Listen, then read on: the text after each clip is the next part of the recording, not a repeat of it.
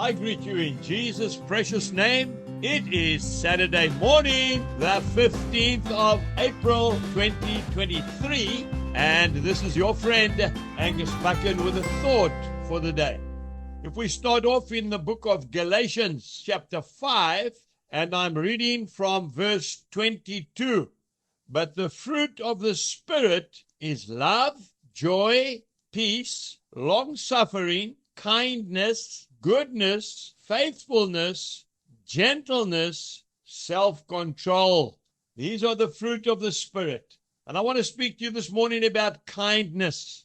You know, it's a quality and a commodity that we don't see too much these days, do we? And that's so sad.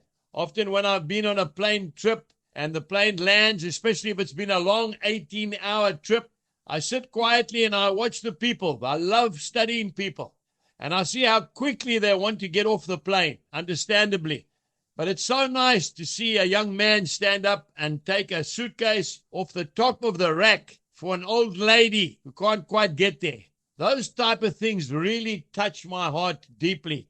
And of course, the Lord Jesus Christ is our ultimate example, isn't he? You know, after the resurrection, he told the disciples to go to Galilee and he would see him there. He gave a message to the angel, tell them I will see them in Galilee. And Peter. Isn't that wonderful? I'm talking about Mark chapter 16 and verse 7. But go, tell his disciples and Peter that he is going before you into Galilee, and there you will see him as he said to you. You see, Jesus knew that Peter would never have gone to Galilee because he had disgraced himself so terribly. He had denied the Lord 3 times after telling the Lord that he was prepared to die for him. And yet, because of the kindness of the Lord, he remembered that. He said, tell the disciples and Peter. Oh, folks, we need to be kind to one another today. And I'm talking to myself probably more than I'm talking to anybody else. You know, when Jesus had been working all day praying for the sick, it was dusty, it was hot, he was tired, and the women were bringing their little children to Jesus to ask him to please bless them.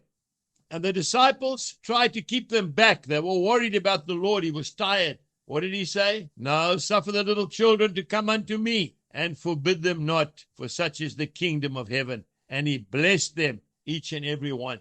And didn't Jesus wash the disciples' feet on the last night before he was betrayed, knowing that they were going to betray him, but he was kind to them. He was gentle with them because he knew what was coming. And when he did get to Galilee, early that morning, the disciples had gone fishing, they had given up, and as they came into land, there was Jesus standing on the seashore, on the shore of the lake. And what had he done? He had already made breakfast for them. Kindness. Today, go out and be kind to somebody. Jesus bless you and goodbye.